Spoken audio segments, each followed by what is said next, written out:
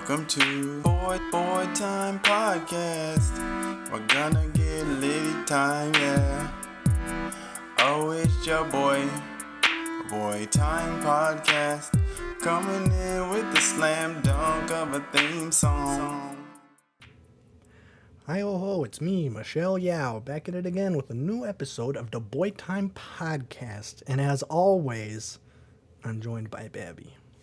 Yeah. We can't seem to get it consistent. It seems week by week, Paul's either here or not here. We'll have a finalized roster eventually. Maybe by our 200th episode. Hopefully. By the way, episode 150. Hey, yo. Congratulations, everybody. We did it. We made it to 150. Means we've been doing this. And only like 50 of our podcasts are like actually listenable. The other 100 is just incoherent rambling. Yes. But yeah. We did it. We've done it. We've really transformed the podcast landscape in a meaningful way. Yep. I do need to address the elephant in the room. We have been got by Twitter again. Did you do it again? I broke the rules on accident in a tweet that I should not have been suspended for. And I will make my case thus. The tweet was from Joe Rogan. For those who don't know, me and Joe Rogan have a long-standing beef. We've called each other out. I have, issued a challenge to meet him in the MMA ring. He has not responded, like a true coward. And so every single time he tweets, I have been cyberbullying him until he gives in and fights me in the ring. Unfortunately, sometimes my tweets get a little bit too spicy and Twitter has to crack down on me. And unfortunately, that was the case this week when Joe Rogan tweeted, "Hey, Denver, I'm going to be doing a comedy show in Denver. Come out if you want." And I said, "I hope you develop asthma." Now, this is a funny joke because Denver's atmosphere is the thinnest in all of the United States. So it's a funny joke. It's a debilitating illness that would only affect him in Denver, Colorado. So I thought that would be a funny That's a banger tweet. Now, Twitter saw that, and they said, "That can't stand. You are suspended for a whole week." Dang it. So, I don't It was think... going to be like transphobic on Twitter all day, but as soon as you bring up like anything, like, I just want to develop asthma for like Joe Rogan, they slap you. This Ridiculous. This is the thing, because the last one I did that I got suspended, maybe a little bit uncalled for. I called him a hairless ape. That is making fun of his appearance, and I guess Twitter. Yeah, don't make fun of white people on Twitter. Don't make fun of white people on Twitter. I just had recently seen a funny image of a shaved chimpanzee in a zoo, and I thought it looked I know like the Joe exact Rogan. image too. I thought it looked like Joe Rogan when he takes his shirt off. But I guess, you can't do that on Twitter. If they spent, enough time, as much time, facing, Russian fake news and, stuff like that, instead of me cyberbullying an internet personality who will never see my tweets, then maybe it would be a good platform. But Plus, it's feel for him since he's a quote-unquote comedian. For him, that just means humping a stool and yelling. But for most comedians, you need that ammo. Yeah. When Dave Chappelle gets criticism, he can turn that into a transphobic rant. A really on bad Netflix. special. Yeah. I can't think of anyone who's ever gotten criticism. Bo Burnham did it. He got criticism for all of his racist old YouTube videos, and he turned it into Inside. Yep. So, there. I mean, Chris Rock got slapped, so TBD on what happens there. But I feel like some good stuff will come out of that. We'll see. I feel like people have turned on Jada Pinkett when... Will True. Smith is the one that did do the slap. And he's always been kind of weirdly possessive. A lot of people are like, "Ooh, that Will..." There's a bar where it's like that Will and Jada love. I forgot Yeah, what it's a J. song. Cole bar. Yeah. That's so funny because the bar has like changed like meanings like 4 times in the past month. Yeah, because It's really great. it came out that like Jada was cheating on him, and then Will's like, yeah, we're in an Yeah. open relationship, but only she's the one that's Yeah, that benefiting was like a from it. while before the slap, and then the slap And then happened, the and then slap this. happened, and now And now everyone's we're kind of seeing how like abusive she is to Will. yeah, There's a whole roller coaster of things happening here. yeah. It's a big thing, It's wild. but I guess long story short, Twitter unsuspend a Boytime account. It was a funny goof. And there's context. I wish that there was an appeal thing where I could say, look at the context. He was tweeting he was going to be in Denver. Just put it's a joke. /J on your messages. That's what I should do. I bet tone indicators. But actually, I think I've cracked the case because I've said way Okay. worse stuff about Joe Rogan. But the thing about it is that I make it like a sentence or two. I think if I have it just, I hope you develop asthma, I think that catches It is the very Twitter blunt, bot. and there's not many other ways to take it. Yeah. When it's like, I think you should get your mom on the podcast because she's the only one who would talk to you without paying her an exorbitant amount of money. Twitter a bots bar. aren't going to check that, Yeah, exactly. even though that's way more scathing. you than- just gotta be like a 5 head with your insults. You gotta just write a poem about it. See, sometimes I log in and he's tweeted like 5 times, so I just have to rattle off a bunch in a row. So that's where the like, I hope you develop asthma was like 1 in 4 that I tweeted in like the course of 10 minutes.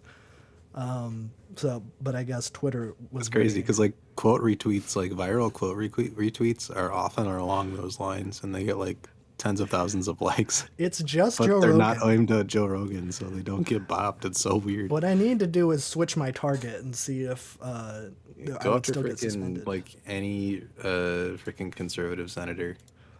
I bet that would be fine. Like if I was tweeting at like Lauren Boebert or something. Yeah, Or like Chuck from Grassley. anybody from Tennessee right now, just being Oh, full true. demons. Just go on them. Yeah, I could go for the chick that wants the border wall on Tennessee. Yeah, Doesn't or the make genital sense. inspection day at school. Go after those dudes. That's funny to me. Except it isn't. It's not a laughing matter. But They deserve it more than Joe Rogan. yeah, Joe Rogan Joe Rogan's was just hot. a punching bag.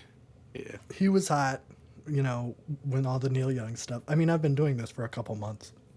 So I'll switch targets. If Twitter doesn't want me to attack Joe Rogan, a very famous comedian who can for sure take criticism, who has to deal with hecklers literally every single time he goes on stage, I guess I'll have to do it to someone who doesn't have to deal with hecklers and just has to deal with death and bomb threats regularly. Yes. And that is okay. Anyways, let's talk about the news. Now that we've gotten Twitter drama out of the way, something I didn't expect would take a very long time, we actually have had a very slow week in terms of most everything. I think the big thing, just in general, is that Warner Brothers has acquired Discovery. So now they are Warner Brothers Discovery. Great name. It's a great name. But, there's been a lot of questions of what this means. I don't think a lot of people are curious about what the Discovery side of it's going to be, but, like, how's this going to affect Warner Brothers? And we have gotten some answers on that. Warner Brothers Discovery has been very vocal past the merger about how this is specifically going to affect DC movies, because this new company sees DC, what they're doing with their movies, and they see it as a big problem, which I think is good. And I hope they're talking about like the Zack Snyder stuff and not like the Batman Probably not, but I hope so. or the Suicide Squad. But they have, there was I think it was an Insider article that did an interview with one of the insiders that was pretty high up. And I have a couple quotes because I'm a journalist. So one of the insiders believed that although DC has achieved success with films such as Aquaman and The Batman, it lacks a coherent creative and brand strategy. Discovery believes that several top-shelf characters such as Superman need to be revitalized. No, why? I don't care about Superman. Superman's the most vanilla superhero ever. Yes. And the last time they tried revitalizing it was Man of Steel, and that was not successful. I think Superman specifically, it's one of the most popular superheroes ever. But it's not interesting, and there's not a way to make it not stupid. You know what I'm saying? Like the Christopher Reeve like Superman movies in like the 80s and 90s are campy and corny, but that's how you have to play Superman, a guy in blue and red tights who flies around saving people from a bald man with too much time on his hands. No, you don't play it for serious, because then you get Man of Steel, which is boring nothing for the first half of it, and then the other half of it is just Superman destroying Metropolis. But I guess this is the guy who made Watchmen, who had all of the cities in the world get exploded in the end.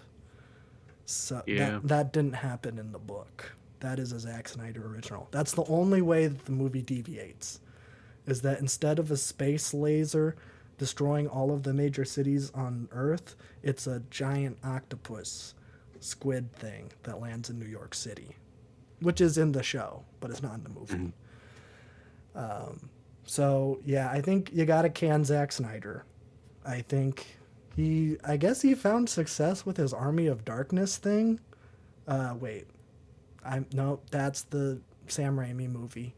Army of the Dead? Is that the movie he did on Netflix? You probably wouldn't know. I have no idea, no. It was the movie that Chris D'Elia was supposed to be in, and then Chris D'Elia, oopsie pedophile stuff came out, and then they green screened Tig Notaro in it. All of her scenes were just on green screen, and then they put her in the scene where Chris D'Elia was, and it looked really bad. Because, yeah, I don't know how he's had that happen twice with that's the mustache in Justice League. And now he had that issue. But apparently, like, it's like been picked up for 2 sequels and like an anime on Netflix. So he's fine. You don't need to keep giving him DC stuff. I know DC fanboys really like Zack Snyder for some reason. I don't. I think the most successful DC stuff in the past decade has been just giving it to, like, I was about to say indie directors, but Todd Phillips is not an indie director, and neither is James Gunn or Matt Directors Reeves. with creative freedom that know what to do with it. Yes, that's been the trick, and I think they've found success with that in the past couple of years, because they've really turned around. Batman's pretty sick. The Batman's epic. The Suicide Squad was also really fun, and the Joker is fine. It's not perfect, but it's better than the Hangover movies. So we gotta give Todd Phillips some credit. Yeah. But yeah, another quote by them specifically about the Joker said that they believe that projects like Todd Phillips' Joker are a shining example of how second build characters from DC's library can be exploited. And then in parentheses, they said Margot Robbie's Harley Quinn was another opportunity, though Birds of Prey missed the mark. Which I guess is true. But you shouldn't have changed the name, because I really like long names. I don't know if that's Yeah, it was successful. cool. It was quirky. Birds of Prey and Not marketable. No. but- Nobody likes those long names except for me. Yeah. But like No, I like the name, but like even just thinking of that now as like a production guy, like that would be awful to put on things. and the fantabulous emancipation of one Harley Quinn. Yeah, that'd be impossible to advertise. Yeah. I mean it's the smart play, but it's not the fun play. you Not know? the fun play. Yeah. Which, I think they could have quoted like Polka Dot Man in the Suicide Squad. He was like a Z tier character that they made interesting because James Gunn does that. He likes bringing like superheroes his that thing. nobody knows. That's like the whole thing with Guardians of the Galaxy. Nobody cared about the Guardians of the Galaxy until that movie came out, and it was really great and different. Now it's like one of the best Marvel movies. It is. I think, hands down, I think Like the top three, first I would say. Guardians of the Galaxy is the best. Hmm. You know, I think Marvel actually is falling into the same pitfall that DC did before. Nowadays, they're firing all of their like good directors, and then they're hiring people like John Watts, who's been doing all of the Spider-Man movies, where they can just kind of like really limit their creative control, and then just like, because John Watts does not have a vision. Like, as much as I liked the new Spider-Man movie, it's very flat, and like all of the fight scenes you can tell were just previs before the story was even thought of. So they're starting to go like super controlling, and now DC is the one that's like taking chances and really experimenting and finding new ways to tell stories with these old characters, which has been successful in my opinion. But I guess we'll see what happens with their new stuff, Warner Brothers and Discovery. It looks like they're trying to find their Kevin Feige, who, if you don't know who that is the guy who is, I believe, the CEO of Marvel, just in general, maybe? Or is he just in charge of Marvel films? I don't know. But he's always executive producer on everything because he is the vision behind everything. He has an idea of where everything's going, which is why Marvel is so successful, but it also makes every Marvel movie feel the same. So I guess we'll see how that goes. I am probably going to go see the new Doctor Strange movie because I love Sam Raimi, and he usually can even make the worst movies at least somewhat stylized and, have some fun movement in it. But I guess we'll see. I couldn't finish The Evil Dead because I was too much of a weenie. But maybe I'll check out Evil Dead 2. I've heard that one is better anyways. So that's that. That's all the freaking merger DC news. I don't even care about it. It's dumb. Anyways, let's talk about shows that we're watching. The Wire. Will be shows very soon, but show. Well, technically, we are watching shows because we are watching. Oh yeah, we are Atlanta. watching shows. We have not seen the new episode, so don't Not yet. spoil it in the comments below. If you spoil it, I will be so angry. Except we are going to watch that tomorrow as of us recording this, and then by the time the podcast comes out, we will have already seen it. Yes. But I guess you Better can. Call Saul starts this week, so Don't spoil Better Call Saul. I'm so excited. That will be airing the same day that this podcast is coming out. I am so excited. So I have it set on my calendar. It's the only thing I'm looking forward to in life. Better Call Saul, the last season of Better Call Saul. The last seasons of Better Call Saul. They should call it The Last Call. Ooh, That would be fun. The Last Saul. Now that wouldn't make sense. It's like a play when it's The Last Call. Yeah, but it's a play on words on a play on words. That's probably way too disconnected from Yeah, the I think actual that's a title. little bit too much of a stretch, but it's fun.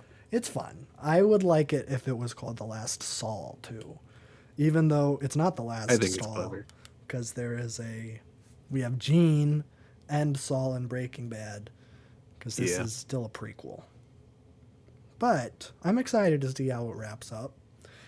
Do you think that it will be Walt and Jesse walking into the office and then Jesse's like, "Yo, bitch, we gotta make meth"? Cut to black. Yeah, I think that'll be it. Yeah, that'll be it. It's gotta be. Yeah, I'm excited. That's gonna be good. But we'll talk about that next time. We'll talk about how we enjoyed the pilot. I believe there's gonna be 2 episodes. Ooh. I guess we'll see. But first, we need to talk about The Wire Season 2. Yes, sir. Now, I don't remember. I feel like we were pretty lukewarm on The Wire season 1. We I feel liked like there it. just wasn't a lot to talk about. Yeah. It was pretty straightforward, I think, compared to season 2, where it's like we're just talking about Avon Barksdale. We're talking the people on his side, the people on the police side, and there isn't a whole lot in the middle. Like you get Spoilers for The Wire, by Bubs. the way, before we continue. Wait, what? Spoiler for The Wires, by the way. It's I guess season 1 and 2, I guess. I have not gotten into spoilers. Okay, for the just record. preemptively here. Yes. If you are worried about spoilers for a 20-year-old show, then Yes. stop. But first season you had Avon police. In the middle you had like Bubs. That's about it in terms of neutral characters, I guess. The second season, in my opinion, is way better than the first one. Oh. I don't know how you feel about this. I feel like season 1's slightly better than season 2. But Oh, okay. This is interesting. I guess I'll just like lay the groundwork a little bit. I won't go into major story details.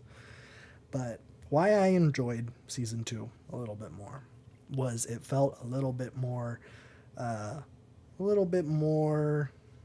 don't know how I don't want to put it. It felt a little bit more full, where there's a lot of different parties going on, which does make it feel a little bit more disjointed in the first episode. In the pilot, I remember being very confused because yes. I was used to it being just Avon Barksdale and the police. And now, in the beginning of season 2, that we introduce that, McNulty is on the boat, and he's like one of the main characters, and because he's like a renegade asshole, he gets banished to like the marine services of the police, and so he's just on a boat. And so they fix that by having like the main antagonist, I guess, being like this like workers union that works on the docks, and like the criminal element of like shipping things through these shipping containers, getting them lost in the stacks. And then, like this workers union's falling on hard times, so they need some extra cash, so they're getting it through smuggling. So I thought that was a little bit more compelling than some of the Avon stuff. While I really enjoyed season 1, I also really enjoyed the new characters that season 2 introduced. I really liked Frank Sabatka. I thought that his whole like personality was very understandable, even if I didn't approve of some of his means. He's a little bit like power hungry towards the end, where he's like, I want to keep my position, but also you can kind of see where he's like the only one that knows about these shady dealings, so he wants to get like this last piece of legislature passed that will like help employ his men, so that like you can tell that he's like doing these bad, like quote unquote bad things, but he's doing it for the right reasons. He's trying to help the people in his union, whereas Avon, it's like he's kind of like a mysterious figure. You don't see him a lot in season 1, especially in the beginning. But he's more of like a cookie cutter drug kingpin type guy. He's like Tuco if you take away all of his anger. Which isn't a total bad thing. I think if you're going to start a police investigation show, starting it with a cookie cutter drug kingpin is probably the way to go, because people know it, and there have been tons of movies out in the 80s and 90s about this, so like people are primed to it and they get it. But I think this, like the union and the people who are like smuggling in the docks, and Frank Sabatka's kid Ziggy, and his nephew Nicky, I really enjoyed their dynamic. I do like Nikki. I like Nikki. Again, it's just doing quote unquote bad things for the right reasons. All he wants is to get a house for him and his girlfriend and his kid. Ziggy, you know, I was kind of hoping that Ziggy would get got. He was so reckless. He was, just always flaunting his money. And it's just like, dude, you work in a union where like you work 1 day a week, if that. Like you cannot afford these like crazy fur coats and like a new whip. And it's like, what are you It was pretty doing? sick though. It was pretty sick. The coat was oof. Even though people were ragging on him, I was like, I don't get it. Italian leather. You kidding me? That was sick. I would rock that every day of the week. I thought he looked rather slick, but Oh yeah. I guess Cheese didn't like it very much. He was like, that Unfortunate. is very whack. And maybe that's 2002 talking. Could have been. Could have been. But yeah, I really enjoyed the doc. And, it was nice to see Beatty, who is the doc officer. She plays Michael Scott's girlfriend in The Office. And I have never seen her in anything else. But I thought she did a great job in The Wire season 2. I don't think she's going to be in any future episodes. I think her arc is kind of done. But I would love to see her again if we ever go back to the docks. But season 3 has kind of been a return to formula so far. It's been, well, we're back. We're not Avon, because Avon's in jail, but Idris Elba. For now. For now. His parole hearing's coming up from where we are. But yeah, we're back to Stringer Bell, played by Idris Elba, and Proposition Joe, who is the East Side drug kingpin. So we're back to that. We've kind of abandoned all of the people on the dock, and I really enjoyed everybody in the union. Like I enjoyed that atmosphere, like that bar where they all just like kind of chilled out and had a good time after working. It reminded me of Twin Peaks season 3 when there was like it just always ended in the bar. Oh, that's true. It's like just like a communal place at the end of an episode. Yeah. Except no 9 Inch Nails. Except no James singing a song that makes me want to jump off a cliff. That is the worst song on the soundtrack for sure. Yeah. But that's my opinion. I really enjoyed season 2. But what didn't you like about The Wire season 2? Oh wow. I think they're very close in terms of me liking them. I think they're both pretty good. I think I only like season 1 more because it was more grounded. There was like the power dynamics were very like chopped out. There wasn't too much going on. But I like the Avon, like, very strict, not up to good drug kingpin, and then you have the police chief who's not up to his own good either. And it's kind of like he's just going for personal gain. So I like the mirror image there, and I love the characters in season 1. I miss D. D is like my favorite character. They did him very dirty in this show. Spoilers, I guess. We already said spoilers. Man, yeah. I loved D. D I was love my D favorite so much. character. I feel like they did his arc a little dirty. I feel like he could have gone a little bit longer. Yes. Especially with season 3 now. Like yes. where we're going with season 3. It would have been great to have him back. But yeah, I love D. Michael B. Jordan's character was great as well. I liked him too. I liked the way he went out. I think that was very fitting for the story, even though it did suck. Yes. But I did really like that. And I've grown on the two guys, like the now the dealers.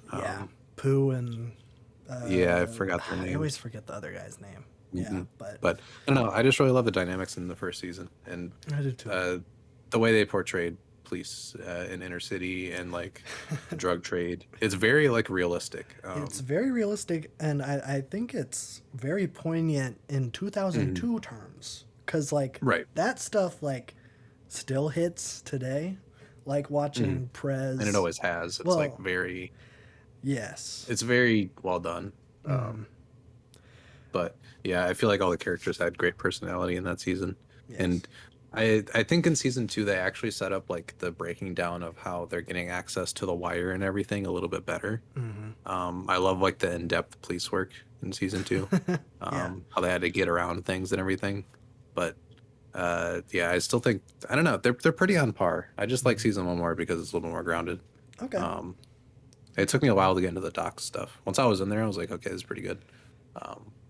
Yeah, for those first couple episodes were like, there's way too much happening right now. Yeah, I like the first episode because not only are we still talking about Avon and the dealers and D and all that stuff, but on top of that, we're introducing new characters and new like developments within these new it's characters. not a subtle lead in either. You just like jump right in. No, and I think that's one of the things that The Wire does pretty well is that it doesn't like hold your hand, especially in like the start of seasons, because the start of season 3 is exactly the same, where there's like a new secretary character that I don't think we know her name. Nobody's even talked to her, but she's the one that deciphers all of what The Wire, like what they say. Yeah, she's just kind of there now. She's there, and like nobody's talked to her.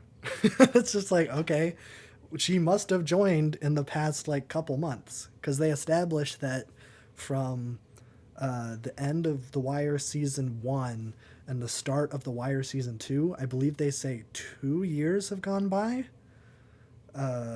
which makes sense in airing order. So I don't know if it's supposed to be in real time, but that means that like, you know, it's been like they've been working this case for like a year probably since the doc thing is let up, and they're still like nowhere on the board.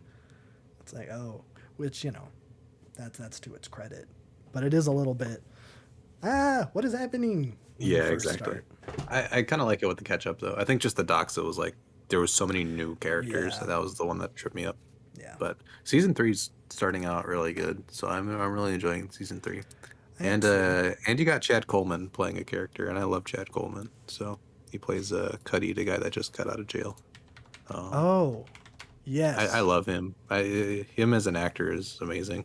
Him in The Walking Dead, like one of the best acting performances I've ever seen. So Oh yeah, I really like. I mean, we don't know much about his character. He just got out of jail. He tried to sell some dope, and then he basically just got. he's too old. He's too old, and all the kids are running circles caught around up. him. Yeah, but I think season 3 is gonna be really good. Just seeing like the politics of gang things, even when you get out of prison, like there's no safety net for you, Yeah. all that kind of thing. So it's diving more into that, which is really interesting. But yeah, very good show so far. I'm It's very really much good. enjoying it. It's very, very good.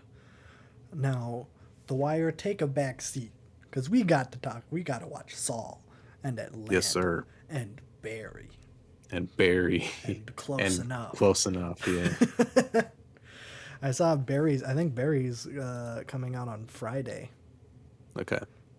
We're probably not going to watch that right away. We'll wait until the season's Yeah, we'll wait. out. Atlanta's already like best TV show I've seen in a while. This last but then you're gonna season have has Saul been on top of crazy. that, which is gonna be nuts. So We're definitely good year for TV. Yeah, and well, I guess no, Succession was last year. Yeah, that'll be next It'll year. probably Hopefully. probably be next year, I would imagine. And that kind of ended on a cliffhanger too, so I'm very All the seasons ready have for ended on a cliffhanger.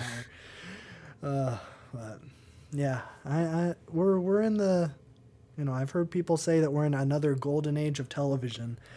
I For think sure. they're correct. I believe it. Yeah. So I think Better Call Saul might end it though, because it's only downhill from here. Oh yeah, I mean, there has to be a peak. I'm really setting up Saul to be the best thing ever, and I hope it is.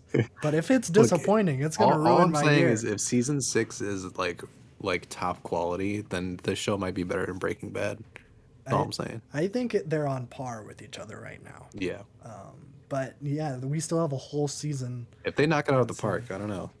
Pretty close. We'll have to see, because the first season of Better Call Saul is kind of rough.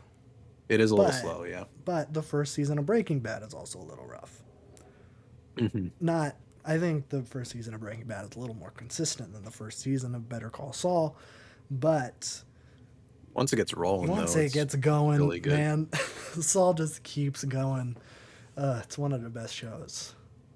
So I'm excited for its conclusion. We'll see what Vince Gilligan does from here. I'm excited for some new Vince Gilligan IPs. Yes, sir. I guess we'll see when we get there. So that is show discussion. I want to talk very briefly about what some have called the best movie of all time. Everything, Everywhere, All at Once. I saw it last night. And I don't really know how else to say it. And this is going to break a lot of hearts.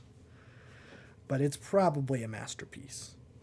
It's definitely one of the best movies I've seen ever, probably. It absolutely blew me away.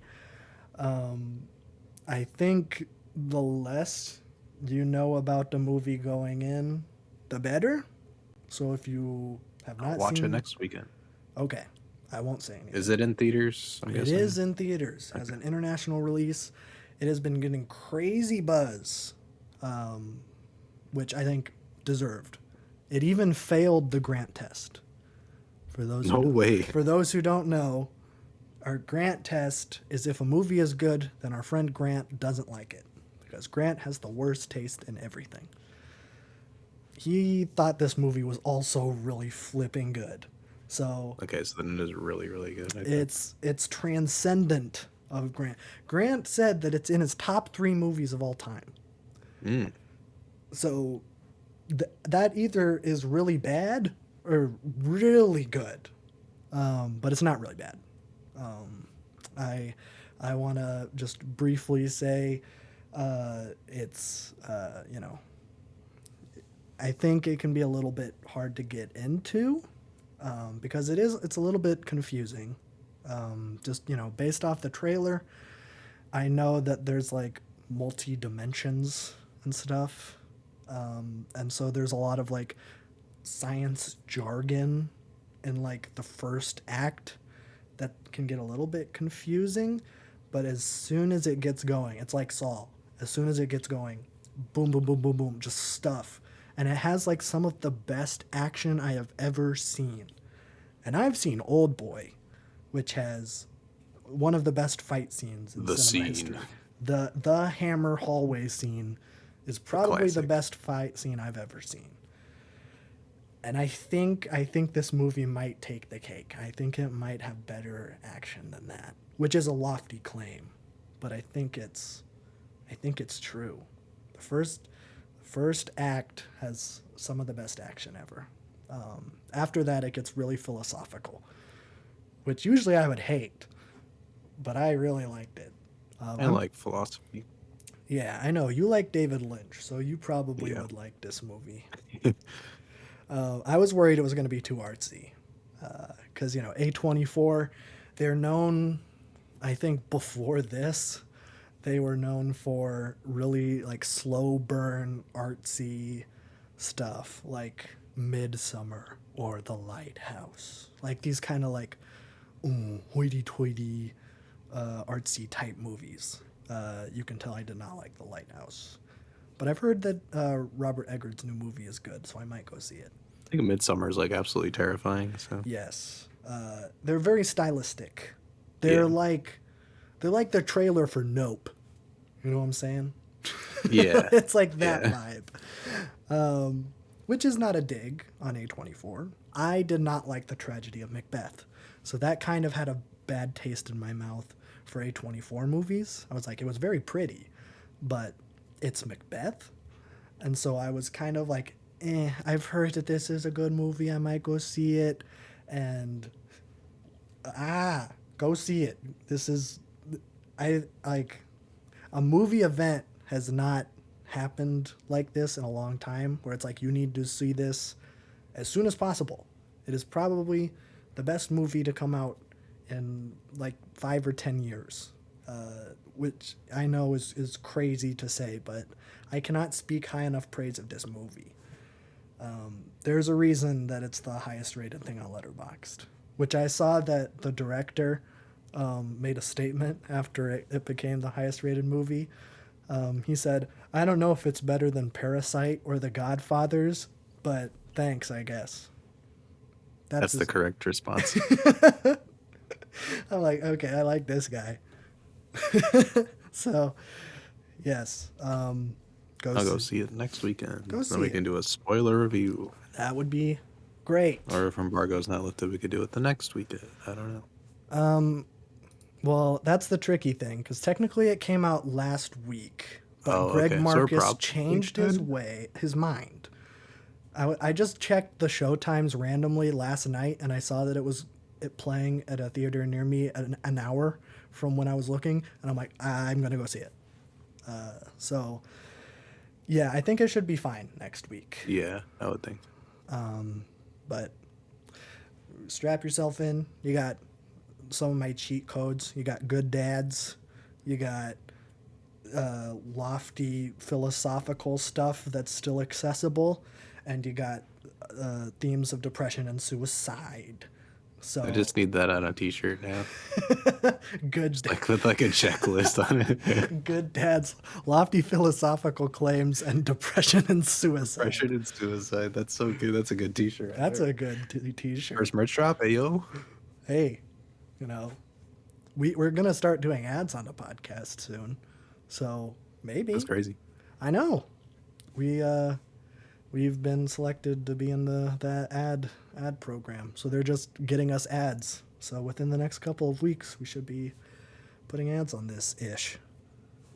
Nice. So, as long as we don't do anything copyrighted, insert the theme song to a very popular 80s television program right here. I'm just kidding. I'm not going to do that. Boom. I would never. I would never betray Spotify's trust like that. The way that they Never. betrayed mine. Multiple times. Anyways, that's all I have to say without getting into it. Boy of the Week. Oh, Yes. almost forgot again. Oof. Last week, I brought up that I had a Boy of the Week, and then we talked about Humble Bumble, and that was not the Boy of the Week that I had. So I guess Humble Bumble is still a Boy of the Week. They're good. They're good. But my Boy of the Week is Chad Chad. Do you know of Chad Chad? I don't think so.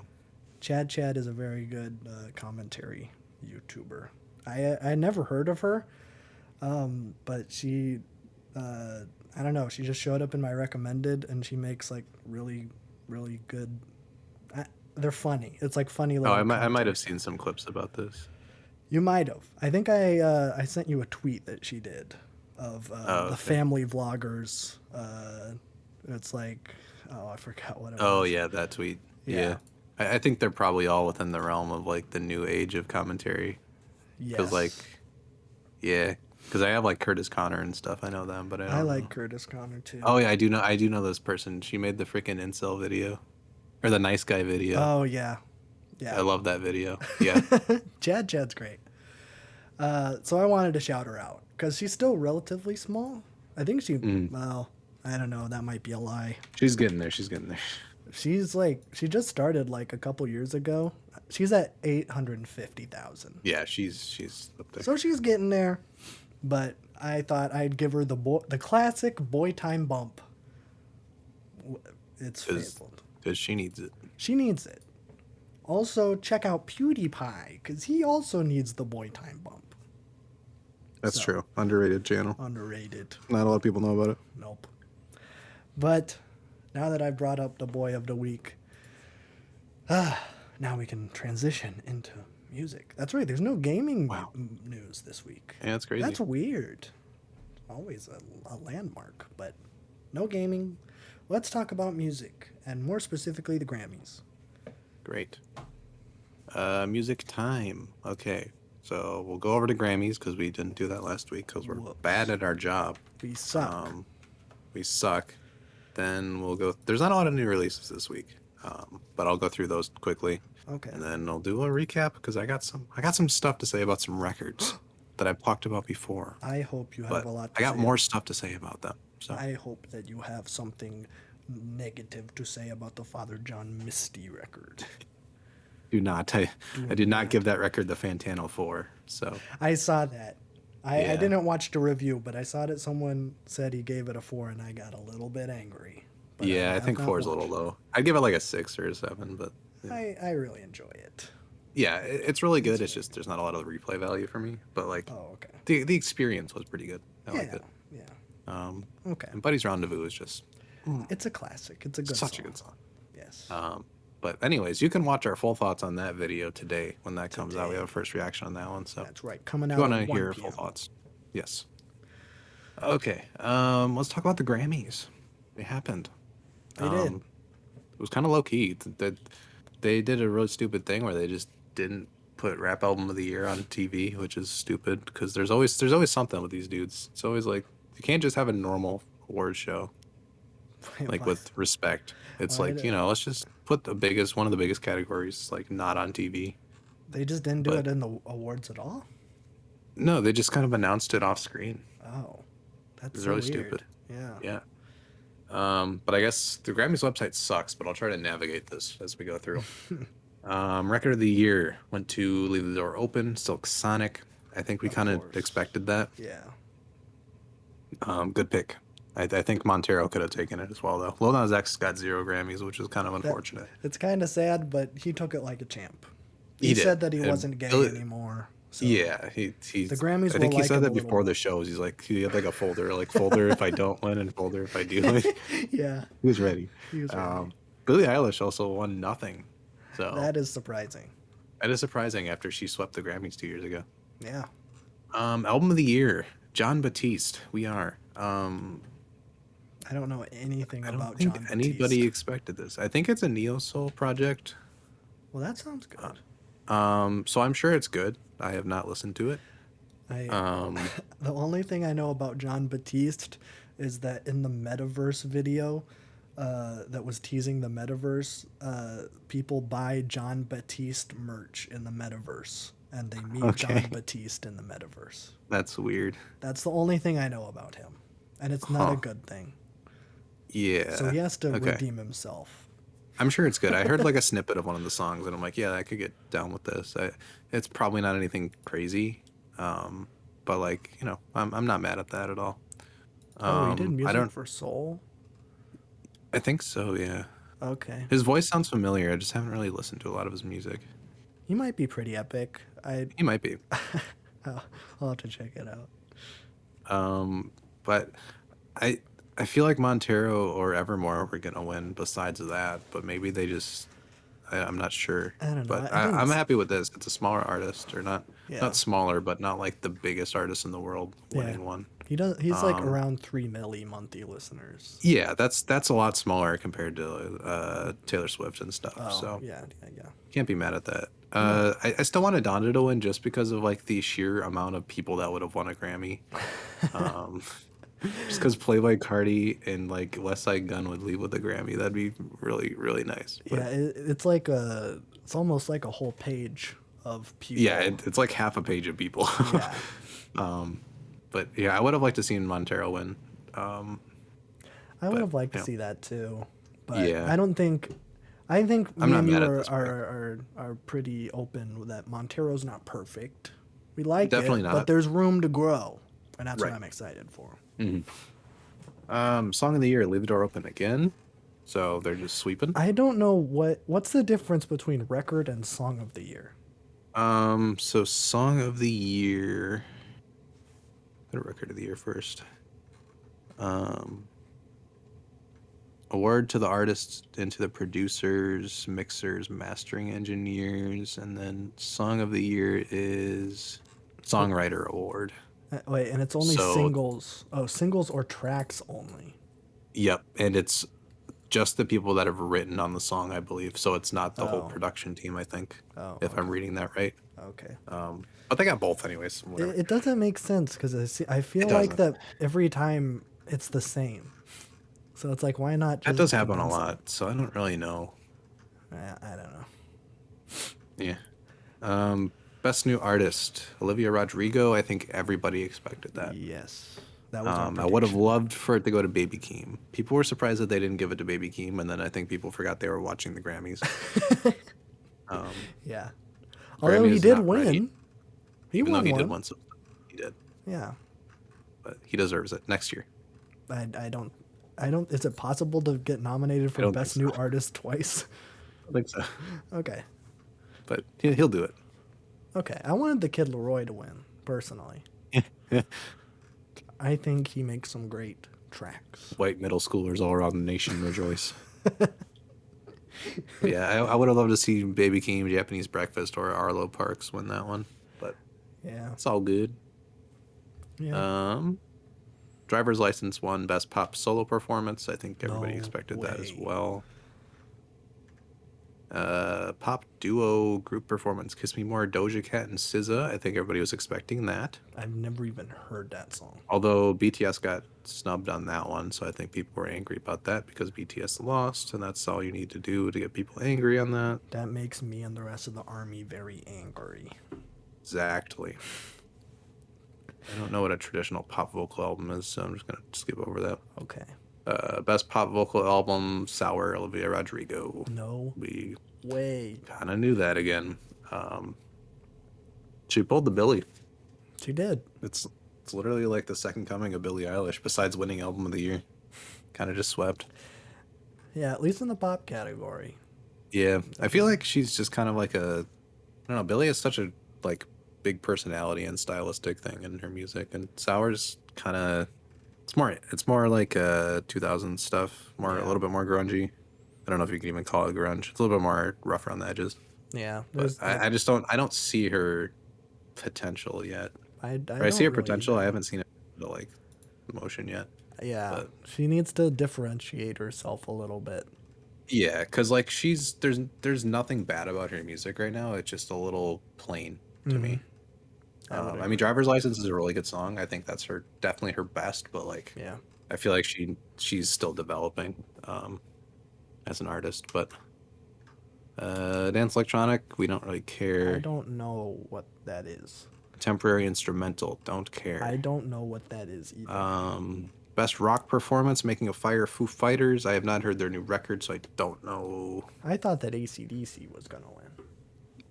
Why is Chris Cornell nominated? That's interesting. Okay. I guess his posthumous record came out that year. Metal, Dream Theater, I don't know what metal is. Best rock song, Waiting on a War, Foo Fighters. Best rock album, Medicine at Midnight, Foo Fighters.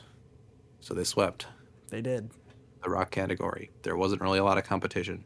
No. Except McCartney 3 was under rock album, which is interesting. Paul McCartney released music? Yeah, McCartney 3. I think that was a remix album, actually. Okay. It It was says a weird this record. came out in 2020. I think it still counts if you're like later in the year. Oh, okay. I think There it's was like- there was that song with Phoebe Bridgers and an Anderson Yeah. .Paak. What is this album? It's a very weird album. It has Beck, St. Vincent, Phoebe Bridgers, and Anderson .Paak in one album. I mean, he's choosing the right people for sure, but Well, it's Paul so weird. McCartney. yeah, it's a I little think weird. he knows his way through the music industry. I would hope so. I don't even know. Some people get disconnected, and it's like, what are you doing? But Yeah. good for him. for But yeah, Foo Fighters swept. I follow the person who does the artwork for that album. I've been following them for a while, and Foo it was cool. Fighters? Like, yeah, so they got commissioned by Foo Fighters to make the album cover. And then they like won all the Grammys, and they're like, I don't get a Grammy for it, but it's still really cool. The like, Medicine that's pretty at Midnight sick. one. Yeah, It's very frightening album cover. it is. But that was pretty cool. Yeah. Alternative album, Daddy's Home St. Vincent. Not mad at that. I don't Haven't know. heard that record yet, but I've heard very good things. I'm mad that Jubilee didn't win. Jubilee's sick, so I would have been very happy with Jubilee. But actually, I feel like most of these in here I would have been okay with. They should have did Yeah. the acoustic Fleet Foxes one. The The one that's in a big church or something. yeah, that those songs are really nice. The one in the big church. I haven't listened to Shore yet because I think it's on Babjab's list. Yeah, it's on Bab Jab's list. Very good record. But we'll get there eventually. Okay. Hopefully, we're doing a Bab Jab wheel soon. Yeah. It's the next. Well, This is where it gets weird. Best R&B performance. I'm not mad that there's a tie because of the two songs got picked, but I'm there is a mad. tie, which I'm is really very weird. angry. Leave the Door Open won, and so did Pick Up Your Feelings by Jasmine Sullivan. I don't know why they tied. I don't know. But Pick Up Your Feelings is amazing. I've never heard it. It's really good. Okay, maybe I'll check it out.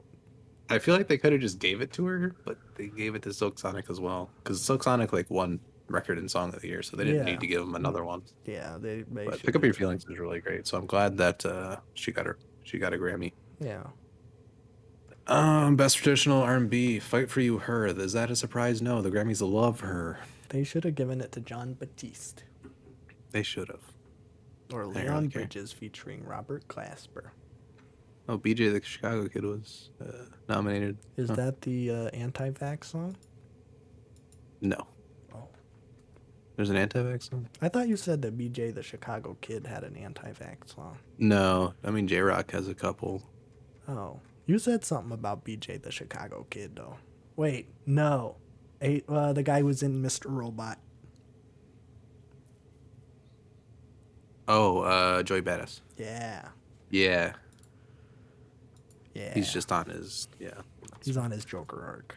He's on his Joker arc. Best R&B song, Leave the Door Open. My God, that's the fourth song. Fourth award they've won for that. I've kind of expected it, but that's a lot. Yeah. Progressive R&B album, Table for Two, Lucky Day. I don't really know who that is. I would have loved to see Dinner Party win from Terrence Martin, Robert Glasper, Ninth Wonder, and Kamasi Washington because all of those people are amazing. What is progressive R&B? That's their new category, where Tyler was like, stop putting me in urban because it's like a really outdated term and it's kind of weird. So they made progressive R&B, whatever that is. Oh, and that's what it was called, Best Urban Song? That's what it used to be, Best Urban Album. Like, up until this year? Yep. That's like... I think last year was the first time they used it because Thundercat was nominated last year in it. So oh, good. I think it's the second year they've done it. Did he win? But yeah, I don't remember if he did. He should have. I feel like he lost, but I think there was some bangers in that category last year. Okay, I'll let it slide. I don't remember exactly who, but there was some good ones in there. Best R&B album, Hotels, Jasmine Sullivan. Good pick. Riddle me this. How come John Batiste wins Best Album of the Year but doesn't win Best R&B Album? I don't know. They play on weird like things. It's like Leave the Door Open will win like every single song category. And like Olivia Rodrigo will win like all her categories almost. And then like John Batiste won't win anything except Album of the Year. It's really weird. It's like Parasite not winning Best Foreign Film. Yeah, exactly. But winning Best... It did. Best Rap. Best Rap Performance, Family Ties, Let's Go. Yes. Baby Keem has a Grammy. This man is up next. I don't care what anybody says. He is on one. I like that one song. It's like 16 or something. 16's really great. That whole album's like really, really good. It's aged really well. I'm surprised. I'm listening to it like as much as I am. But very good record. He is definitely on the come up. He is here. Best Melodic Rap Performance, Hurricane. I like that pick. Although I would have liked Industry I would Baby like more. What's Your Name more. Okay. I think Industry Baby is the best Lil Nas X song. Industry Baby's really great as well. I feel like most of these songs, I feel like every song in this category I'd be okay with. Doja Cat's a little bit like lower tier than the rest of these, I think, but Hurricane's great though too. Hurricane's good, so I'm not mad at that. Best rap song, Jail. I don't know if you can consider Jail a rap song. I'm just gonna say it. I don't know if I consider Jail a good song, if I'm being honest. Jail's great, but like when you think best rap song, you don't think Jail. I would take Family Ties over that. I would also think Family Ties. I think Family Ties had more of an impact. Yeah. Although Jail is pretty important just because it's the first time Jay-Z and Kanye have been in a song in like probably 8 or 9 years. But I still think Family Ties had the bigger splash because Kendrick was back. Kendrick is back. And this guy called Baby Keem was just like, who is this man? And then all of a sudden he blew up. So yes. Yeah, I would rather take Family Ties over that. I would too. And I am on record as being not the biggest Family Ties enjoyer. I like Range Brother. Yeah, you're more of a Range Brothers enjoyer. Yeah, I like that one. That one's fun. I do really love Range Brothers. Yeah. Best rap album, Call Me If You Get Lost, Tyler the Creator. Deserved. Safe pick, but deserved. Deserve. I know people were having a little bit of discourse on Twitter. People were not happy with this for whatever reason. They want J. Cole to win? There was the J. Cole fans are always like, they can suffer in silence. They just kind of know. Like, I mean, if you're taking these 4 albums, the off season is obviously below all of these 4, or all the other 3. I don't think there's any question about that, except if you're a J. Cole stan. They should have kept Certified Lover Boy on there just so we could see it lose. Exactly. That would have been good. But then there would have been that little like tiny thing of like, are they actually going to give it to Drake? It's like Black Panther. They just wanted to put it on there so that people would watch the Oscars. Yeah, or when they put Swimming by Mac Miller on it and flew his family out, just did not give him the reward after he died. That was really great about the Grammys. That was really nice. That was really cool. They flew his family out just to watch him lose? And then didn't. That's the saddest thing. It really is. But I'm okay with this pick. I think Call Me If You Get Lost is really great. Great one. I think people were expecting Donda for some reason, even though Kanye's politics and antics usually get in the way of him winning most things at this point. Yes. Although, like, there was a whole debate if Donda's better than Call Me If You Get Lost. They're both fantastic albums. I don't care. Like, Tyler deserves this reward probably as much as Kanye, if not more. I think Tyler is more deserving of success than Kanye right now. At this point, yeah, Kanye's in a league where he can kind of do whatever he wants. Yes. And there's mixed results. Donda was a really, really great result of what he was doing. But I think Tyler's a lot more consistent now. He had a grand vision laid out, and it's incredibly clear. So I'm not mad at this pick. I think that this is the only right decision, having only listened to one of these records. Although I do like Nas. So yes, King's Disease 2 was cool. I just wasn't in my Nas phase at the time, so I just kind of glanced over it. But it's a very good record. Country, I don't really care. I like country. Okay. Apparently, Chris Stapleton's kind of sick, but I'm joking. I have never listened. Not my country arc right now, so. I only like Casey Musgraves, and she's pop now. Yeah, she even lost her category, so big L. Wait, did she get nominated? She got nominated for like best song, I think. Best song? What would it even be? Angel. Best country solo camera roll. Oh, I like that song. I know you. I like that song's very low key on the record. Yeah, it was the one she got nominated twice for it. It was the one that she did on SNL. That was the one that she did Jenny style naked, I think. Oh yeah, I thought that was Angel. I could have been wrong though. Did she do camera roll and Angel? I think she did. That's a downer performance. It really was, but like I think they were both pretty good. Yeah, I remember watching it. I thought it was pretty good. It was like the one time SNL had the mixing right. Yeah. Well, we don't need to talk about Casey. American Roots. Okay, apparently John Batiste won Best American Roots Performance. I don't know what that category is. I don't know. Roots? It's like all the way on the bottom of the page, too. That should only be Questlove. He's the only American Roots that should win a Grammy. Yeah, exactly. He won an Oscar. Louis C.K. won Best Comedy Album. So. What the frick? He did? Yeah. What did he go against? Chelsea Handler, Lewis Black, Kevin Hart. Yeah. This is a dead year. I can't believe they gave Louis C.K. That's really funny. Well, at least they didn't nominate Chappelle. That's funny. Yeah, I don't think he was within the nomination window. No, probably not. Do you think he just didn't submit it because that was barely a comedy special? But. Do you think that next year The Closer will be nominated for a Grammy? I feel like it will be. I feel like that could be a controversy next year. Yeah. Yeah. Well, I hope it doesn't win, but I think it'll get nominated. Yeah. But I don't know. Bo Burnham did win Best Song Written for Visual Media with All Eyes on Me. Oh, really? So I remember there was that whole debacle with the comedy. Yeah, because they didn't want it to be nominated as a comedy record. Yeah, so whatever visual media is, he got that. Okay, so. I guess whatever that is. Yeah. I see, what is it? Best soundtrack, Soul and the Queen's Gambit. Nice. I guess Soul's very good. It's a great, Mm-hmm. great soundtrack. Dune is also nominated, and Dune has another great soundtrack, another Hans Dune Zimmer soundtrack's classic. awesome. Yeah. But I also this I don't know how, like, people don't usually talk about the Mandalorian's like soundtrack, but it's actually like pretty good. People don't like mention it when they talk about the Mandalorian, but it's like a lot of like Mongolian horns and drums, so it's like really low and bassy.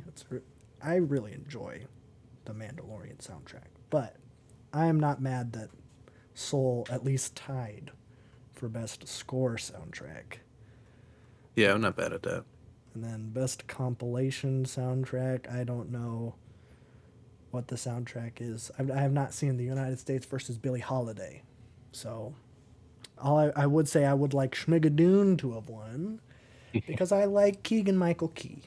I have not seen that either. I have not seen I would any. have liked it to win. I have not seen any of these movies that were in best compilation soundtrack. But Interesting. I do like Keegan Michael Key, so that one should have won. And I think my That's the mom only likes other- Schmigadoon. The only other thing I see here is that's interesting is by the producer of the year, Jack Antonoff. I mean, you know, it's Jack Antonoff, but just like He the won? records they list him for. Yeah, best producer. Chemtrails of the Country Club, Lana Del Rey, Daddy's Home St. Vincent, Gold Rush, Taylor Swift, Sling Claro, Solar Oh. Power Lord, and Oh. the Bleachers record. So, like, yeah, this man's got, like, so much under his belt. Frick, I didn't know he did Claro. This man is the alchemist of pop music. I love Jack Antonoff. Yeah, he's pretty good. I would like to make a note that I think a Kirby song won for Oh, Yeah. yeah. best Yeah. arrangement. Meta Knight from Kirby Superstar. Let's go. won. Yeah, I don't know. I don't have a whole lot to say. I think it's just weird that for best arrangement. That's it's pretty Meta sick, Knight's though. I can mess with Revenge. that. That's pretty cool. I don't know how Yeah. often video game soundtracks get nominated. Not often. Okay, best music video was Freedom, John Batiste. Should have been Montero. That's all I'm saying. They're kind of cowards for that. That's all I'm saying. They're cowards for not doing Montero. They were too worried about the vehement right attacking the Grammys based on the gay. So they gave Satan. it to a black man, but he's straight, so it takes one thing off their list. That's true. But you At know, least Lil I don't Nas know X if he's is no straight. longer gay either. Oh yeah, that's true. He'll win next year then. Yeah. So I think. Do you think that Fox News would have been as mad at Lil Nas X if he was giving a lap dance to a female devil? I don't know. Probably not. I think they would have still been mad Definitely that it was the not. devil. Maybe. Yeah. What but if it's they like a wouldn't have nun? been as mad. Wait, no, that's still bad. What is like?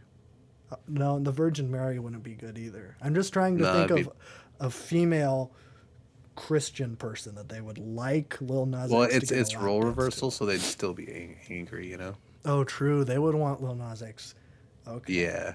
What if it was like an angel giving a lap dance to Lil Nas X? Do you think that would cause? That would not trigger their radar Okay. because it wouldn't be enough of like a new thing to like spark controversy. Like, yeah, you'd have to pull the Kendrick like performing on a cop car for Fox News to get angry, or just Yeah. lap dance the devil or something. But the rest of that music video is so weird and trippy. I feel like it gets overshadowed by just Yeah, the end. no, it's a very good music video. I thought it should have won for sure, but I thought so too. Should have. They're just Should've. scared, I bet. haters. Yeah. But So- that was the Grammys. Not too bad. No, I'm not. And I'm not upset about anything. I'm not too upset at any of these. I think I get more upset at the nomination process because it's just out of touch and stupid Yes. for a lot of categories. But I thought rap album category was pretty well represented this year. So not bad. We'll see what next year brings. But I think the best rap album is Denzel Curry. I hope he gets nominated for that. That'd be cool to see him get nominated. I feel like he's gaining more traction now, so he's more in the eyes of mainstream. I still am listening to that record. It is Yes. so good. That's going to be in check it out. rotation for a while. It's just very easy to listen to, and it's just very good. Yes, it's that classic, like Father John Misty, where it's very nice to listen to, and then you dig in the lyrics and you're like, oh, this is like kind of like politically very active, which is good. Yeah, and the whole storyline of the record is really great too. So I- that's what you strive for. It's just very accessible, but if you want to dig deeper, there's a lot there for you. Yes, I'm a big fan. So check it out now. Check it out. In terms of new music, I only have 2 singles this week. What? No albums that caught my eye. At least I'm probably missing a whole bunch of them, but That's crazy. that's just how things go. But the 2 things that were on my radar this week, we got a new 100 Gex single. What? Doritos and Fritos. Okay, Yeah. that sounds like a 100 Gex song. Yeah, and it's an obvious MF Doom reference because of the cover. Oh yeah. Like Dylan's got a freaking fork in front of his head that looks like the Doom mask. And the famous Doom bar, Doritos, Fritos, and Cheetos. That's a Doom bar. That is a Doom bar. Oh, okay, we still need to listen to that. We do need to listen to some Doom. I'm gonna put some on the wheel. Okay, good. But yeah, this song, the very off the wall, very. I mean, but the song called Doritos and Fritos, like, And it's a it is 100 Gex song. really strange. Yeah, this is their first single was more like, okay, we're going some like our alternative rock style of hyperpop. That was pretty cool, but it was missing like the Gex like weird sound effects and like zany things that would happen and dubstep drops. The song doesn't have that, like the dubstep drops, but like the beat is really, really weird.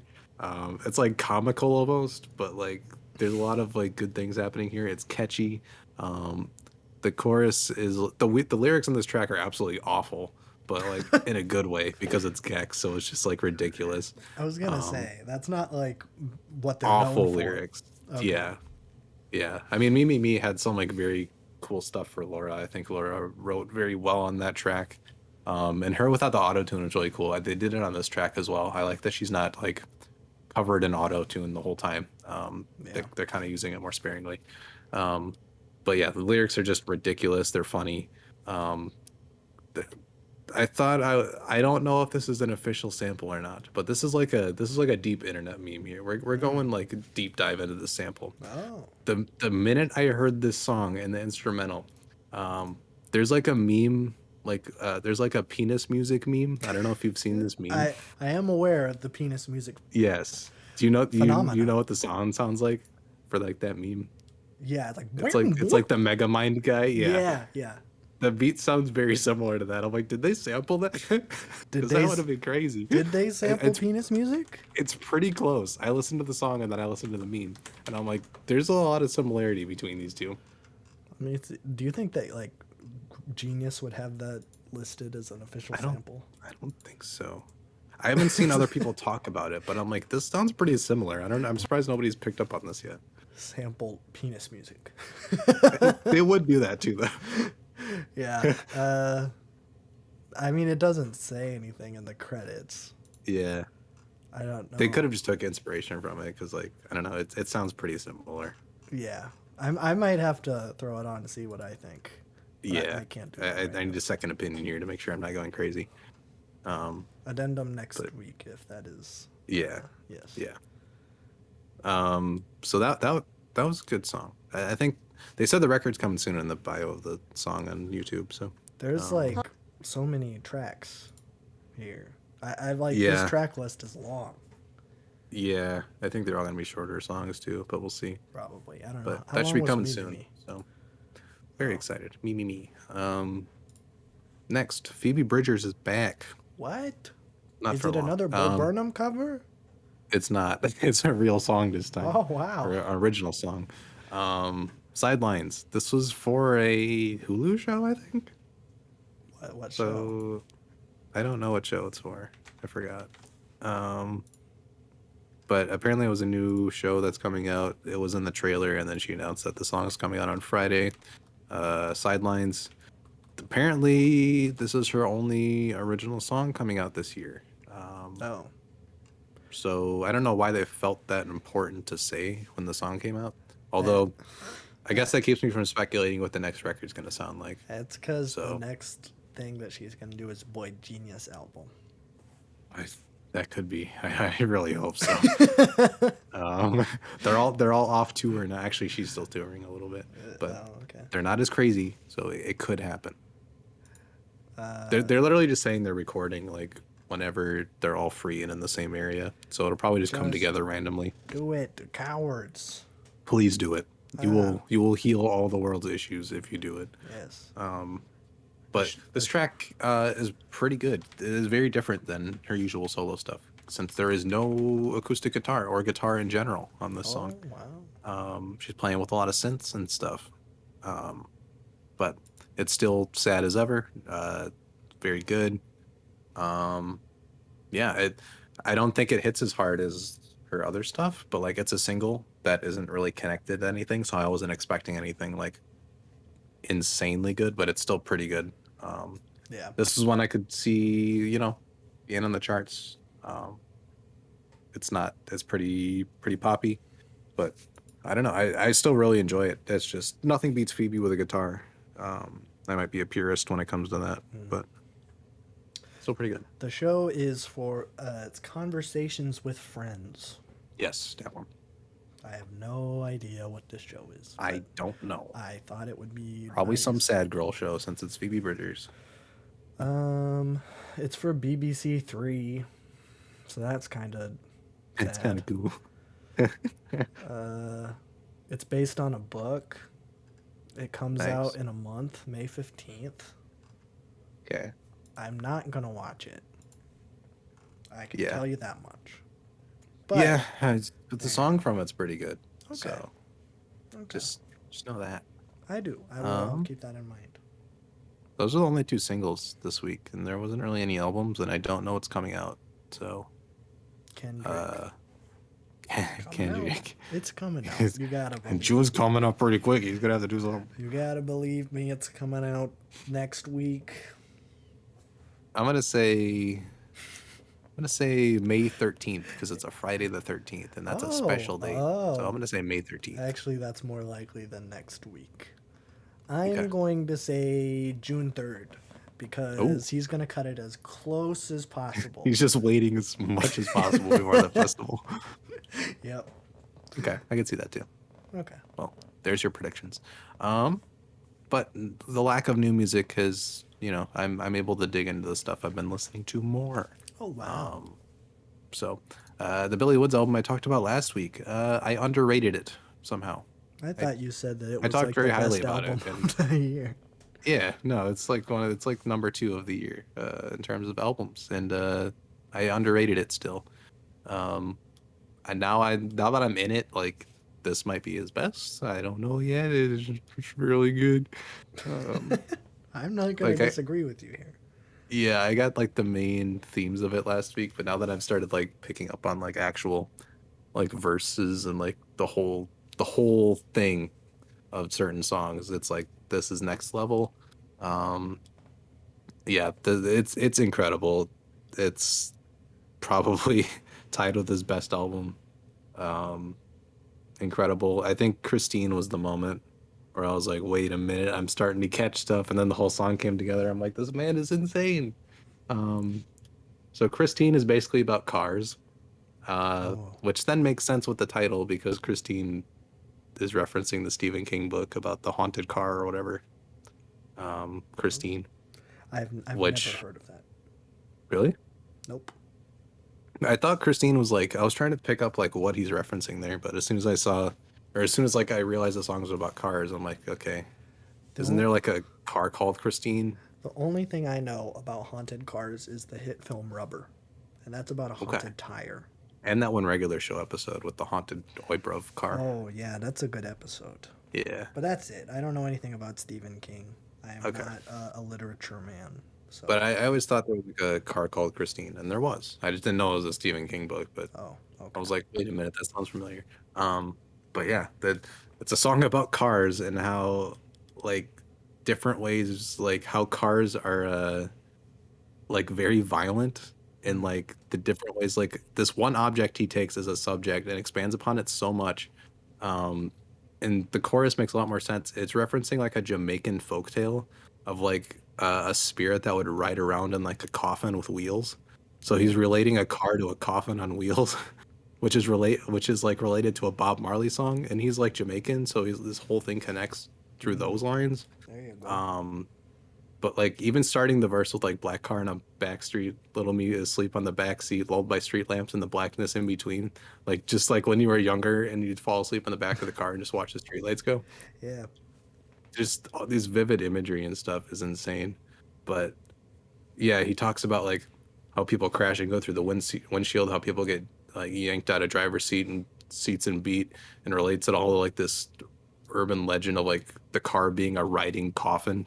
Um, yeah, I don't know how this man does this. This is like one of the best like storytelling tracks I've ever heard. It's crazy.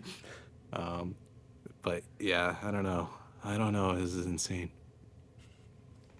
Just one 3.5 minute song. It's just incredible. But Christine's amazing. It goes into Heavy Water then, which is like again a banger of a track. Versailles was another one that started popping out. A lot of critiques of capitalism on this record, which is of course, it's Billy Woods. But this one is like stood out very much so. It was fantastic how it talks about end of the day traders make minimum wage, pennies on the dollar once it's all said and paid. So it's like even like the people participating in the stock market are not getting their share. Yeah. It's just a big giant machine that nobody functions out of. Yeah, it's somebody made a killing. I just dug the grave. Capital gains and gains. Like just these little lyrics that are just in there are so poignant. But like those are literally 3 lines, and the whole song is just filled with things that are like that descriptive and stuff. And every song does it. It's probably titled his best album. It's weird because I can't put it album of the year because Ants From Up There came out and that record's literally perfect. But this is like the only thing that's really rivaled that this year. So far, at least. Yeah, you don't know. That Yeah, you never know. Donda 3 is gonna come out. Donda It's 3 is gonna be the really best good. album ever. Yeah. No Hard Feelings was like, so I think on Twitter he said like the song, the first verse was about like someone who's like living on the first floor of an apartment, and there's like someone that sits on his step and like smokes crack, and like he's smelling it and wants the guy to leave or whatever. So like a really weird way to start, but like I don't know if I'd ever would have gotten that with the lyrics "Black astronaut, cop a spacesuit and jet off my steps, Challenger launch, burning bright, burn to death." Like that being like a man smoking crack. Like cop a spacesuit, meaning the drug, and then jet off my steps with him lighting it, and then Challenger launch burning bright as like it like burning and smoking. Like that's crazy wordplay. Yeah, man's on another plane of existence. I don't know. That sounds very heady. That is incredibly heady. Yeah. Yeah. Apparently the whole record, like as I was digging into it more, and there's been some videos that people have started making, like dissecting this thing. This whole record's very tied to like a film from like the 70s. Yeah, Kanji's Harvest, which is a Nigerian movie from the 70s. So the record's very tied to that movie, and there's like a lot of vocal snippets from it. So I'm probably missing stuff there because I haven't seen the movie, but that's interesting. Yeah, and I didn't realize the album cover was a Rembrandt. Found that out. I thought it looked like the Francisco Goya. Yeah, so it's an unfinished Rembrandt, which I mean, even just the album cover, it's like back then Africans were not portrayed in this kind of way in paintings. It was either they were slaves or they were like kings. There was no in between of just like a common man like this. Yeah. Portrayed that way. So it's an interesting album cover as well. But yeah, this thing's next level. So just let it be known that, it's going to take a lot to top that one this year in the rap category. But, we got things lined up this year for rap. So who knows? Drake. Drake. Drake's pretty good. Drake, Uh, J. Cole. J. Cole. J. Cole's the best rapper J. alive, Cole, so cool. J. Cole's very cool. I hope we get J. another Cole. Mac Miller posthumous record. I doubt it, but who knows? That's I mean, I about know it. that man's got stacks and stacks of material, but there's a right place and time if he's got more. Yeah. But I did dig deeper into my Godspeed deep dive this week. Oh, good. So I've done F sharp, A sharp, and I've done Lift Your Skinny Fist. So I'm going chronologically now at this point. So I did Yankee UXO. This is, I think this is their lowest rated album, which is weird because it's still really good. Is it as But good as the other ones? no, Okay. but it is still very good. This one is obviously based on war. It doesn't have any field recordings from like the first two records, so it definitely feels different. And it's a lot more, I don't want to say fast paced, but there's a lot more happening at all times. The slow burn of things is not as slow. But 5 songs and an hour and 14, so more songs and not an hour and a half, so not incredibly long. But it's definitely a different record.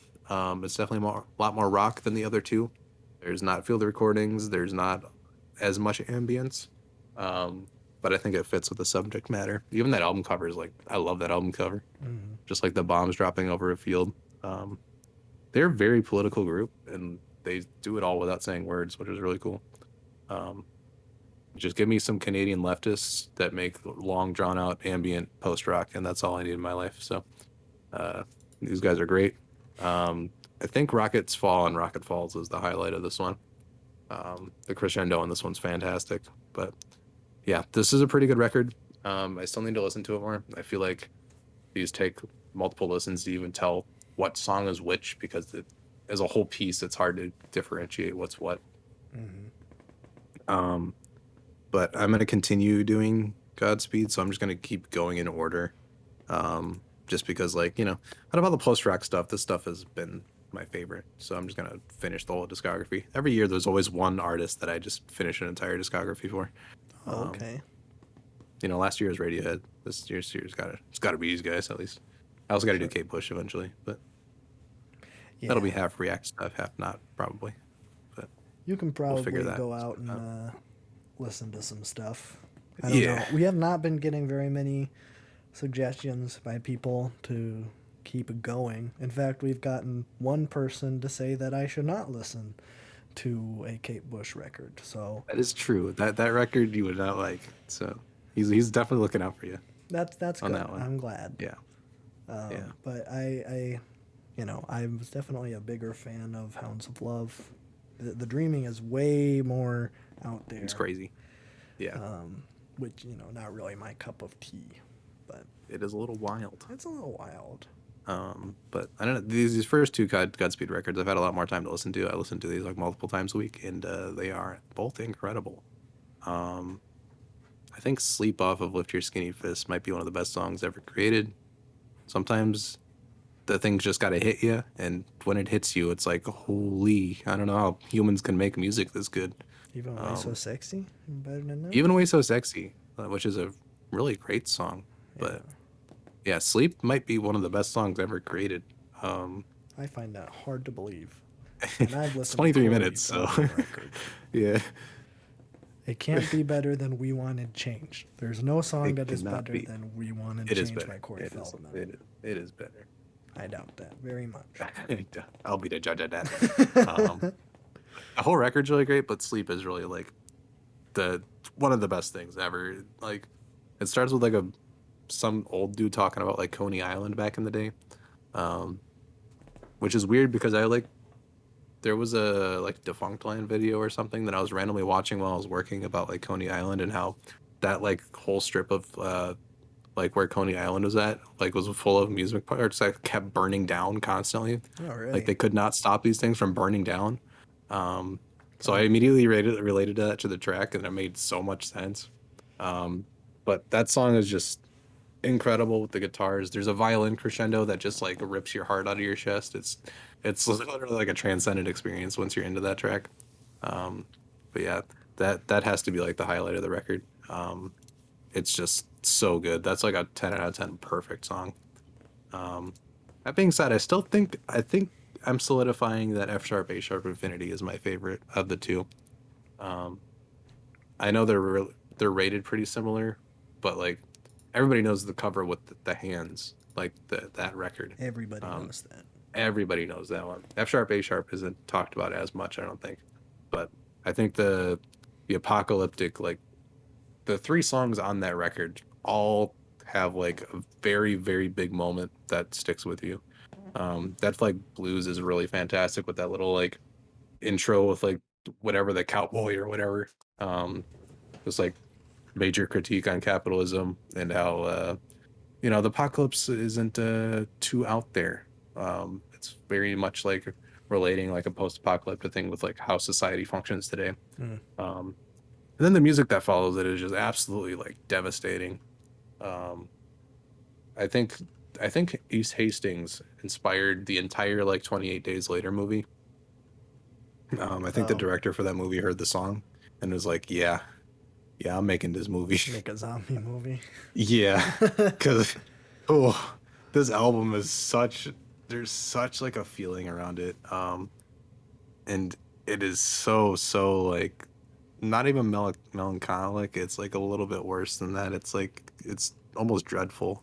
Mm. Um, there are hopeful parts in it, but like, oh, it is so amazing.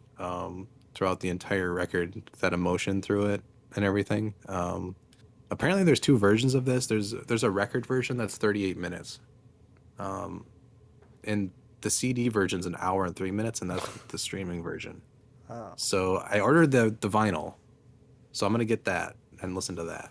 Because apparently it's just like chopped down from these, and it's like completely different music. So there's like two albums here. huh. This is the streaming version I've listened to. I haven't listened to the LP version, but the LP comes with um, like schematics to a train, like three different posters, a penny that's been ran over by like a train on a railroad track. Uh, apparently, it's like one of the best packaging like things you can get. I just bought it off their website. Um, but yeah, it just comes with like all these little trinkets and things. Huh. So, and it's like a leather wrapped like like vinyl or like jacket. It's like wrapped in leather. So That's epic.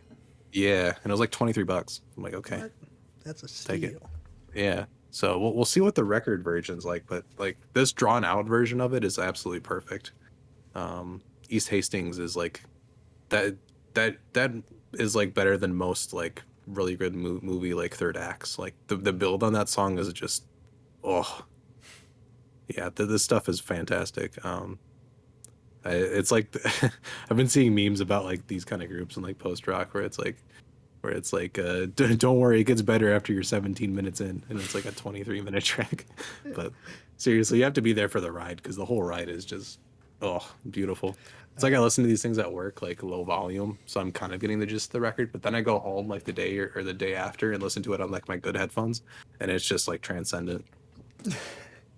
Every time you talk about these post rock albums, I think of that one scene in Regular Show where Rigby's addicted to the Summertime Ooh Yeah Yeah, song. exactly. And then Mordecai's like, wait, listen to this part. And then it's just the same thing again. He's like, oh, I love that part. It's That's just literally like, our entire group dynamic. I know. Or, I love the dumb pop stuff. And then you're like into the experimental art yeah, stuff. So, dudes like playing guitar with a screwdriver. That's what I like. I didn't yeah. know they were playing it with screwdrivers, but they play the guitar with the screwdriver at points to like make like the drone sound, which you Oh, think would sound awful, but it sounds very pleasant. there's probably some production done with that. I don't know if that would sound good at all. I watched a video of the guy doing it, and it looked pretty good, or it sounded pretty good. Oh. They just like take the screwdriver sideways, and they do it on the neck of the guitar while they're playing the note. So it's just Oh. sideways, like sitting on it. So it's like a steel guitar almost. Oh, okay. Okay, that's. Unless they're like picking with a screwdriver, that'd be. Yeah, I was confused as to Yeah. how you play a guitar with this. Yeah. Okay. Okay. But these two records are perfect. Yankees also very good. So we'll see how the rest of his discography goes. But these are two of like the best albums I've ever heard. So Well, that's gotta my stay thing this year. tuned for the Crazy. freaking post-rock updates. Yeah, once I get the entire discography done, Yeah. which should be a couple months, I would think. I want to give time to these because, I mean, I listened to the first two and like these are really good, but like I didn't get the full experience of them until now when I've really dug into them. Then I can actually pick apart songs and hear what's happening instead of just having like an hour and a half of just like a thing that I can't really like. When does this song start? Yeah. Which I still can't do because it's like 4 songs, but like on the record, like inside, it breaks up everything down into like different movements. So there's actually like 16 songs, but I'm not gonna like name all those. That's stupid. Yeah.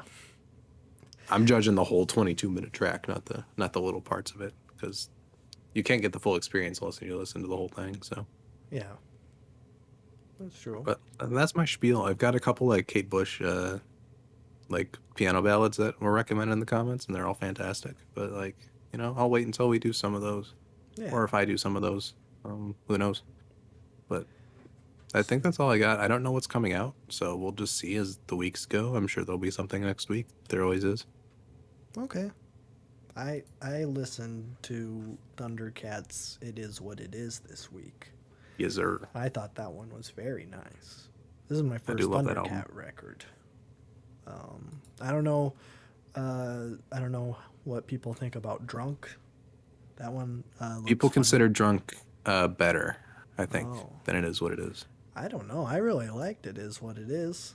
Yeah. Some great stuff. Very, well, I mean, you know, it's very funky. And yeah, Yes. I love the funk. It's like sad funky. Yeah. Yeah. Especially towards the end with Mhm. like existential dread into It Is What It Is. It's very, very sad. But, you know, Dragon Ball. Actually, I have a Blu-ray. reaction to that track, I think, We do? on the channel. Yeah, I have a reaction to that album. On the Boy Time channel. Yeah. Yeah, that's one of your a solo while ago. ones. Yeah. Well, I finally listened to it. Let's go. I thought it Drunk was... could be a fun one to do, though. Drunk's a little bit more goofy. Well, I mean, I'll save it. I've just been trying to, you know, branch out a little bit. Get some new stuff. I like T-Pab. So I figured I'd check out Thundercat. I only know him from producing and that one Silk Sonic song. Yeah. But yeah, I listened to that. I listened to the Last of Us 2 soundtrack. I don't know what I was expecting. It was just guitar music, and it was very Yeah. nice. It was very nice, but it's not like revolutionary. I'm not going to throw that on all the time. But it's good. It's good. And I listened to about half of Either Or by Elliott Smith, and I thought that was very nice also. I've yet to dive into him. I feel like that's going to be Yeah, I might add that. a moment. I might add that to my wheel. Hmm. I think you'd like it. That's one of those where you know the artist is going to absolutely break you emotionally, so you're like dreading it, but at the same time, it's like, I need to hear this. Yes. I mean, I got about halfway. Between the bars absolutely stunned me. But, you know, that's like, I think it's the most popular one on there. I was just, it goes from like a couple like more upbeat songs into like a really sad song. I was like, Yeah. oh man. Yeah. Phoebe Bridgers doesn't exist unless Elliott Smith exists, so it's kind of like a through line there. So I'm excited to get into Elliott Smith. Okay. Well, Maybe excited is the wrong word, but it's fun. It's fun. Yeah. It's fun to It's fun listen to music. music. yeah. That's what I like to say. Is there? I don't listen to a whole lot of new stuff. I'm still listening to freaking Denzel Curry and Blonde and Nick Drake. So Good combo. That's what's in my rotation. Also, I've been listening to Channel Orange a lot too. So That was a good one too. I'm still stuck on freaking Frank Ocean. So if That's good. Frank Ocean should drop, and then he'll get Best Rap Album. The next Grammys. You Best got those going. I'm listening to like Billy Woods, who's the most heady rapper, and then like 22-minute post-rock songs, and that's it. No, he would be progressive R&B. Whatever Progressive that R&B. means. There you go. Yeah, there we go. That's probably where they will put him whenever he comes out with a record. Have they been like nominating his singles? Because I know he's been doing. No, I don't think so. I don't think he submits them. Oh, okay. He's a very like don't do any of that stuff kind of guy. Okay, that's fair. I don't know. I haven't listened to any of the singles. I'm sure they're nice. They're good. They're not on the level of anything else that he's done. I think that freestyle 8-minute thing that he did on Blonded Radio, like on Christmas or whatever, that I think that was better than all the singles he's released. I have not listened to that. I don't know. It's like a very rough recording of just like a freestyle, but I don't know. There's something about it that I really love, but I don't know what it is because it's a very rough thing with just piano and stuff. But I don't know. Like solo? If solo was not produced at all and was a freestyle and had no structure. Okay. It's just like one of those, like when you sit down on a piano and you just kind of like riffing ideas. Yeah. But like it was very, very nice to listen to. Well, I'm sure it's Frank Ocean. Yeah. I'll I mean, have that to man check could do out. anything. It'd be good. But Yeah. I forgot what else I was going to check out. Frank Ocean. It's gone. Whatever it is. I think I was going to watch Saul, but that's fine. Is that it? that's all I have. Okay. Well, I forgot. I thought I had a good ending lined up. I forgot what it was. Dang it. Everybody tweet #unsuspendboytime to get us Trending. Get us trending. Because we definitely have enough of a poll for that. Oh, I remember what the outro or the button was. Grinder is trending right now under Home and Family, and I think that's funny. Oh, that's, wow. That's pretty good. So I just thought I'd leave the audience with that. Everybody close this podcast right now and go on Grindr and hook up with someone tonight. Have a good time. Find a family. Find a family. And home. And a home in a same-sex relationship. Yep. Which, the boy time reminder of the day, same-sex home and families are the same as heterosex home and families. We've always said this. That's a little wholesome message from the Boy Time Boys this week. Yes, sir. Include that in the Boys Talk music. They need to know. They need to know how progressive we are. Okay. Okay. I'm listening to Godspeed and Billy Woods. That's not progressive. I don't know. Okay, bye-bye.